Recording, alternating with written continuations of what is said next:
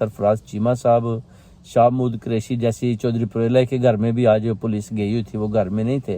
तो इसी तरह उन चौधरी पुरेला को भी काफ़ी ये प्रेशर डाल रहे हैं कि पार्टी चेंज करें, तो वो भी खड़े हुए हैं। तो ये जो खड़े हुए हैं, कौम उनके साथ है, ओवरसीज़ कम्युनिटी उनको साथ है, उनको खराज तहसीन पेश करते हैं कि उन पर बड़ा प्रेशर डाला उन्होंने, मगर वो नहीं माने। वो कहते हैं कि हम इमरान खान के सिपाही हैं, PTI के साथ खड़े हैं और इंशाल्लाह ताला साथ खड़े रहेंगे। अभी उन्होंने इन सबको 14 दिन के रिमांड के बाद उन्हें अपना जो है ना जेलों में भेज दिया। जेल में जाएंगे तो डेफिनेटली बाहर तो निकालना पड़ेगा, और ज़्यादा 2-3 वीक रख लेंगे, उसके बाद इंशाल्लाह ये बाहर आएंगे, फिर इमरान खान के साथ खड़े हो जाएंगे।